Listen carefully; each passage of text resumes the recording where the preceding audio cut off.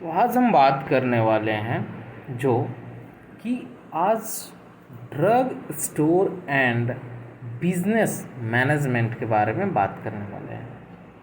आज हम क्या बात करने वाले हैं? Drug store and business management के बारे में बात करने वाले हैं, जो कि हमारा टोटल डिपेंडेंस जो बिजनेस मैनेजमेंट होता है वो एज अ कॉमर्स की वजह से ही होता है।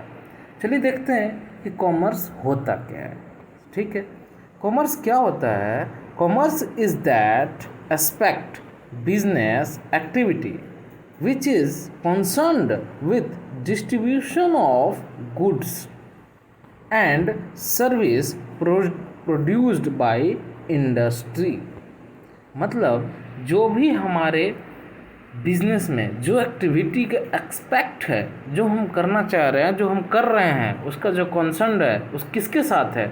वो इसके साथ है कि हम डिस्ट्रीब्यूशंस ऑफ गुड्स मतलब जो भी सामान हैं उसको, and service produced by industry, जो भी हम सर्विस दे रहे हैं, डिस्ट्रीब्यूट कर रहे हैं। क्या डिस्ट्रीब्यूट कर रहे हैं? कहाँ से ला रहे हैं? जो प्रोड्यूस हो रहा है वो कहाँ से आ रहा है? तो मेन जो है वो इंडस्ट्री से आ रहा है, और इंडस्ट्री से जो सोर्स है वहाँ से वो इंडस्ट्री से बन रहे हैं गुड्स, जो सर्विस है वो दिया जा रहा है। ठीक है, और उस चीज़ को लेकर के वो क्या है, वो कॉमर्स में आता है। और कॉमर्स क्या करवा रहा है? पूरा बिजनेस एक्टिविटी को क्या कर रहा है वो देख रहा है। अगला पॉइंट देखते हैं, serves as a valuable link between किसके साथ? Producer and the consumer. मतलब एक वैल्यूएबल लिंक बनता है, किसके साथ बनता है? प्रोड्यूसर के साथ और कंज्यूमर के साथ। ठीक है, तभी तो आपका बिजनेस चल पाएगा ना। एक लिंक बनाया जाता है प्रोड्यूसर के साथ और कंज्यूमर के साथ, तब जाकर के आप एक इंडस्ट्री को रन करा पाओगे। जब कंज्यूमर कंज्यूम नहीं करेगा, इंडस्ट्री रन कैसे करेगा? कंज्यूमर करने के लिए ही, अगर कंज्यूमर कंज्यूम करेगा, मतलब बिस्किट ही मान लेते हैं, अगर बिस्किट कोई भी कंपनी बन रहा है, एज एग्ज़ाम्पल अगर बिस्किट बन रहा है, अगर कंज्यूमर कंज्यूम नहीं करेगा, अगर हम उस चीज़ को खरीदेंगे नहीं और खाएंगे नहीं, तो फिर इंडस्ट्री किस चीज़ पे चलेगा? समझ रहे हैं ना बात को? तो वही चीज़ है। ठीक है, आगे देखते हैं कि ब्रांच ऑफ कॉमर्स। ठीक है, ब्रांच क्या होता है कॉमर्स का? सबसे पहले हम देखेंगे ट्रेड। ट्रेड का मतलब क्या होता है वो समझे। वर्ड ट्रेड, जो वर्ड ट्रेड है इसका मीन्स मतलब क्या होता है? Buying, selling and exchange of goods. मतलब हम किसी भी चीज़ को क्या कर रहे हैं? ट्रेड कर रहे हैं। ट्रेड कैसे कर रहे हैं? सबसे पहले हम उस चीज़ को खरीद रहे हैं। ठीक है, खरीद रहे हैं, फिर उसको क्या कर रहे हैं? सेल कर रहे हैं। एंड एक्सचेंज ऑफ गुड्स, और गुड्स को क्या कर रहे हैं? एक्सचेंज कर रहे हैं। ठीक है, उसी को हम क्या कहते हैं? ट्रेड कहते हैं। ठीक है, अब ट्रेड कितने टाइप का होता है वो देख लेते हैं। तो पहला जो टाइप होता है, classified is brought two categories. दो कैटेगरी में ट्रेड होता है। पहला इंटरनल ट्रेड होता है, और दूसरा जो होता है इंटरनेशनल ट्रेड होता है। ठीक है, internal trade also known age home trade. Home trade that means हमारे बाउंड्री, हमारे कंट्री का जो बाउंड्री है, हमारे कंट्री के अंदर जो ट्रेड हो रहा है, जिसको कि हम सेल कर रहे हैं, बेच रहे हैं, और एक्सचेंज ऑफ गुड्स कर रहे हैं विद इन बाउंड्री। हमारे बाउंड्री मतलब हमारे कंट्री के जो अंदर है, हमारे कंट्री के अंदर, उसको हम इंटरनल ट्रेड कहते हैं। हमारे देश के अंदर जो बेच रहे हैं, खरीद रहे हैं, ठीक है ना, और एक्सचेंज ऑफ गुड्स मतलब इधर से उधर एक्सचेंज कर रहे हैं। ठीक है, तो उस चीज़ को हम क्या कहेंगे? Internal trade. हमारे देश के अंदर ही ट्रेड हो रहा है तो उसको इंटरनल ट्रेड कहेंगे। इसमें आता है इंटरनल ट्रेड में, internal trade is carried in following basis. कुछ है इंटरनल ट्रेड में जो कि होलसेल्स होते हैं और रिटेल्स होते हैं। होलसेल में देखते हैं सर्व लिंक बिटवीन प्रोड्यूसर और manufacturer of goods and retail trade. और जो गुड्स होता है, जो लिंक सर्व जो करता है, ठीक है, सर्व्स करेगा किसके किसके बीच में? प्रोड्यूसर और मैन्युफैक्चरिंग के जो मैन्युफैक्चरर है उसके बीच में। और जो रिटेलर ट्रेड है वो रिटेल कर, जो होलसेल ट्रेड है, होलसेल ट्रेड से रिटेलर ट्रेड के पास आता है मैन्युफैक्चर होकर के, प्रोड्यूस होकर के। ठीक है, तो रिटेल के पास आएगा। अब रिटेल ट्रेड क्या है? रिटेल ट्रेड जो है वो सर्व लिंक बिटवीन होलसेल से लेकर के एक्चुअल कंज्यूमर तक जाता है। ठीक है, रिटेल ट्रेड क्या करता है? होलसेल से माल उठाता है, मतलब गुड्स उठाएगा और एक्चुअल कंज्यूमर के पास कंज्यूम करवाएगा। जैसे हमको कुछ भी अगर कंज्यूम करना है, जैसे बिस्किट ही खाना है, तो हम कहाँ जाते हैं? होलसेल के पास तो नहीं जाते ना, हम रिटेल के पास जाते हैं।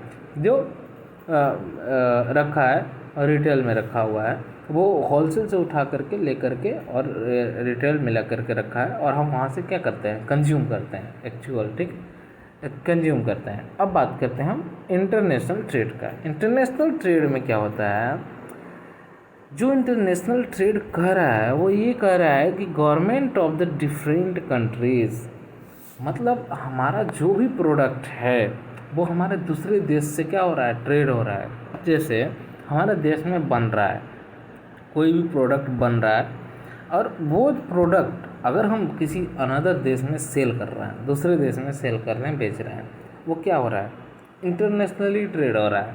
या उस देश से हमारे देश में आ रहा है तो क्या हो रहा है? इंटरनेशनली ट्रेड हो रहा है। हमारे देश से दूसरे देश में अगर जाता है और उसके देश से हमारे देश में कुछ आता है तो इंटरनेशनल ट्रेड हो रहा है। जैसे means of exchange of goods serves between the cities and business from government different countries.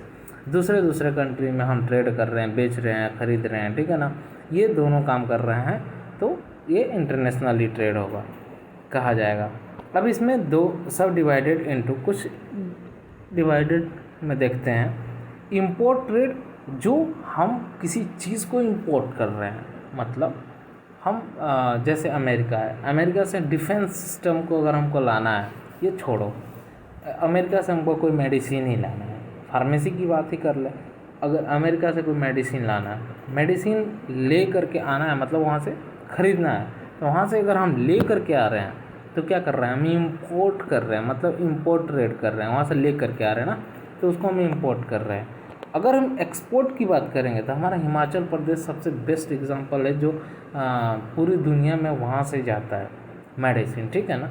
तो एक्सपोर्ट कर रहे हैं हम अपने देश से दूसरे देश में मेडिसिन एक्सपोर्ट कर रहे हैं, मतलब बेच रहे हैं दूसरे देश को, तो हम एक्सपोर्ट कर रहे हैं, ठीक है ना। तो हम उसको एक्सपोर्ट करेंगे, मतलब दूसरे देश में बेचेंगे। Sales goods trader other countries, समझ में आ रहा है ना। तो ये चीज़ हुआ।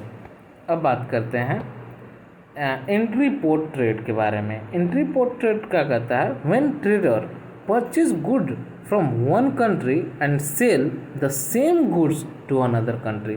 एक जो गुड्स है वो क्या कर रहे हैं? परचेज कर रहे हैं किसी अनदर कंट्री से, ठीक है, एक कंट्री से हम परचेज कर रहे हैं, लेकिन वही जो हम खरीदे हैं, जो परचेज किए हैं, वही सेम गुड्स हम दूसरे कंट्री को बेच रहे हैं, उस दूसरे कंट्री से खरीद रहे हैं और दूसरे कंट्री को बेच रहे हैं, तो हम क्या कहेंगे? उसको एंट्री पोर्ट ट्रेड कहेंगे, ठीक है।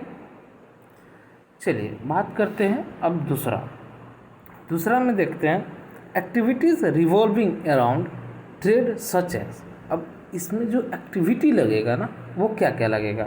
पहला बैंकिंग सेवा लगेगा, ट्रांसपोर्ट का लगेगा, इंश्योरेंस लगेगा। Insurance that means life insurance तो होना चाहिए ना, fire insurance, marine insurance, general insurance, ये सब तो होना चाहिए। फिर इसके बाद वेयर हाउसिंग, हम जितने भी एक्टिविटी करेंगे अगर वेयर हाउस नहीं रहेगा, ठीक है। अब बैंकिंग का मतलब जो भी कोई भी प्रॉब्लम, मतलब फाइनेंशियल क्रेडिट, अगर कोई प्रॉब्लम हो रहा है तो बैंकिंग के सिस्टम से लेन देन जो होना चाहिए वो हो। ट्रांसपोर्टिंग में कोई भी हिंड्रेंस नहीं होना चाहिए, कोई भी प्रॉब्लम नहीं होना चाहिए, एक प्लेस से दूसरे प्लेस पर जाने के लिए कोई प्रॉब्लम नहीं होना चाहिए। इंश्योरेंस, अगर कोई कुछ भी प्रॉब्लम होता है तो कम से कम उसका रिस्क मैनेजमेंट के लिए हमारे पास इंश्योरेंस होना चाहिए। अगर कुछ होता है तो हमारे फैमिली या कुछ कोई भी प्रॉब्लम, अगर मान लीजिए किसी तरीके के डिफ़िकल्टीज आ रहे हैं या कोई मेडिकल प्रॉब्लम ही हो गया, तो वो उसके इंश्योरेंस के थ्रू हमारे को बेनिफिट मिल जाएगा, ठीक है ना। तो वो उन सब चीज़ों को इंश्योरेंस हो गया। वेयर हाउसिंग, कोई भी टाइप का प्रॉब्लम, जैसे कि स्टोरेज का प्रॉब्लम होता है ना कभी कभी, तो वो सब चीज़ नहीं होना चाहिए, ठीक है ना। तो प्रोडक्ट रख रहे हैं और किसी टाइप का प्रॉब्लम हो जाए, वो सब नहीं होना चाहिए, ठीक है। तो वो सब देन पैकेजिंग में कोई भी मान लीजिए रिस्क होता है स्पॉइलेज का, ठीक है ना, तो वो सब चीज़ भी नहीं होना चाहिए। बाकी ये सब advertising and publicity take care the intents of knowledge होना चाहिए इसमें। तो ये सब सारे एक्टिविटीज़ हैं, ये सब करना ज़रूरी है, तभी जाकर के हम क्या करेंगे, एक्सपोर्ट और इम्पोर्ट करेंगे। अच्छा, इसमें ये इसलिए है क्योंकि अगर हम ये सब चीज़ रखेंगे तभी तो हम कुछ चीज़ कर पाएंगे ना आगे। अगर हमारे पास वेयर हाउसिंग नहीं रहेगा तो हम रखेंगे कहाँ से माल, ठीक है ना, जो भी गुड्स है वो रखेंगे कहाँ से। ट्रांसपोर्ट सिस्टम नहीं रहेगा तो ट्रांसपोर्ट कहाँ से, एक दूसरे से दूसरे जगह पे लेकर के कैसे जाएंगे। बैंकिंग सिस्टम नहीं रहेंगे तो एक दूसरे से दूसरी जगह पे ट्रांसफरिंग कैसे होगा, क्रेडिट कैसे मिलेगा, ठीक है ना।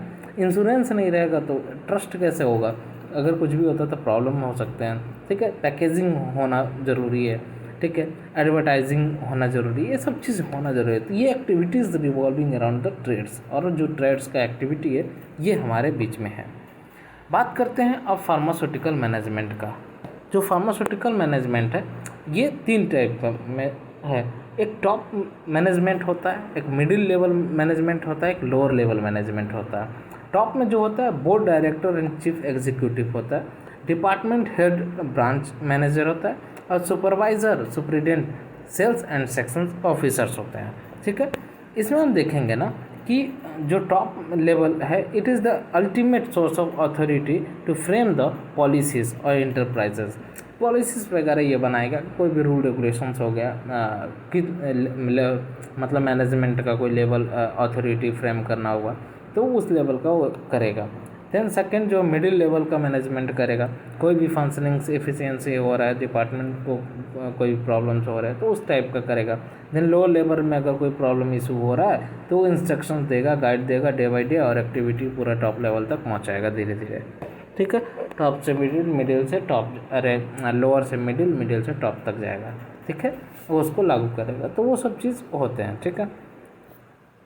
बात अब करेंगे कि लेवल ऑफ मैनेजमेंट फंक्शन। जो लेवल ऑफ मैनेजमेंट फंक्शंस है वो देखते हैं कि मैनेजमेंट होता क्या है। पहले हम प्लानिंग करेंगे, ऑर्गेनाइजिंग करेंगे, स्टाफिंग करेंगे, डायरेक्टिंग करेंगे, कंट्रोलिंग करेंगे, कोऑर्डिनेटिंग करेंगे। तो ये सब मिला करके हमारा मैनेजमेंट सिस्टम में आ जाता है, ठीक है। तो पहले प्लानिंग में देखते हैं। प्लानिंग क्या है?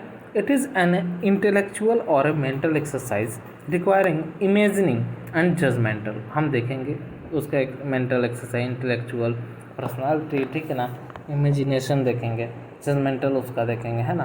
तो सब चीज़ देखेंगे, प्लानिंग करेंगे ना ये सब चीज़ों को लेकर के।